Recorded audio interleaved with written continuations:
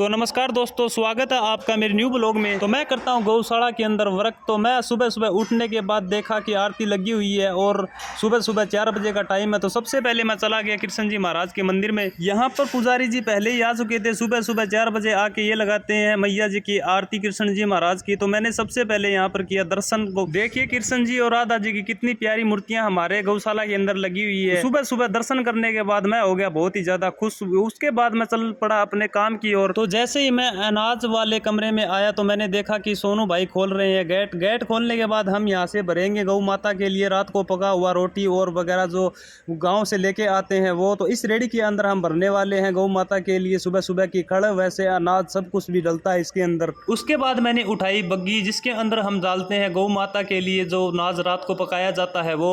ये गौशाला की बग्गी मेरे से बहुत ही ज़्यादा नाराज़ रहती है क्योंकि ये मैं जब भी लगाने की कोशिश करता हूँ तो कभी इधर और कभी उधर चली जाती है। फाइनली 10 मिनट की कोशिश के बाद मैंने लगा दी यहाँ पर बग्गी लगाने के बाद मैं फेरने लगा पलटा क्योंकि नीचे अनाज बहुत सारा रह जाता है। तो मैं उसके अंदर लगा रहा हूँ पलटा क्योंकि पलटा लगाने के बाद सारा अनाज मिक्स हो जाता है और अच्छे तरीके से मिल जाता है। पलटा घुमाने के बाद हम फाइनली लग जाते हैं अनाज को बग्गी के अंदर पैक करने के लिए। उसके बाद में हम आ गए बाड़े में बग्गी को लेकर। तो पहले सुबह सुबह डाल के चले जाते हैं अपने भाई कुछ है वो तूड़ी डालने के बाद हम डालते हैं ऊपर खल डालने के बाद सारी को अच्छी तरीके से मिक्स करने के बाद हम खोलते हैं उसके बाद बाड़ा। तो देखिए किस प्रकार से सोनू भाई डाल रहे हैं इसके अंदर सारा अनाज। और गौ माता भी चरने के लिए आ गई है। तो सुबह सुबह का नज़ारा बहुत ही शानदार रहता है हमारी गौशाला का। तो इस प्रकार का है सारा सिस्टम, देख सकते हो आप किस प्रकार से हम करते हैं सुबह सुबह कार्य। तो फाइनली हमने सारा अनाज डाल दिया है। उसके बाद हम खोलते हैं गौ माता को। तो देखिए किस प्रकार से गौ माता की एंट्री होती है।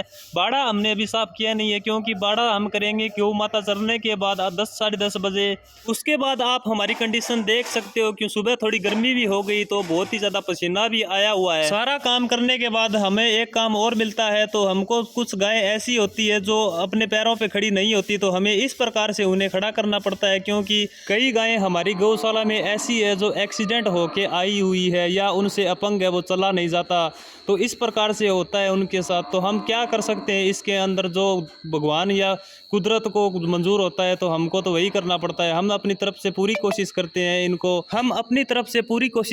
इनको अच्छे तरीके से खिलाने पिलाने की। उसके बाद अंकल जी ले आए बट्ठल में डाल के तूड़ी। सुबह सुबह हैरे की व्यवस्था होती नहीं है क्योंकि सुबह सुबह गाड़ी आती नहीं है जल्दी क्योंकि सुबह हमें 4 बजे सब कुछ करना पड़ता है। तो उसके बाद सोनू ने डाली ऊपर से खड़ जो अभी हम लेके आए थे। खड़ और तूड़ी को अच्छी तरह से मिक्स करने के बाद हम चल पड़े यहाँ से बाहर। अब ये गौ माता आराम से बैठ के खा सकती है। अगर ये उठ तो सकती नहीं है, हम इसको बाहर भी बाद में लेके जाएंगे। इसके बाद गौ माता को बाहर लेके जाएंगे, अच्छी तरीके से पानी वगैरह पिलाएंगे। तो कैसा लगा आपको ब्लॉग? आपको अगर थोड़ा बहुत भी मेरा ब्लॉग अच्छा लगा हो तो लाइक और शेयर जरूर करें। Thanks for watching the video. मिलता हूँ कल नेक्स्ट ब्लॉग के साथ, तब तक के लिए अपना ख्याल रखें।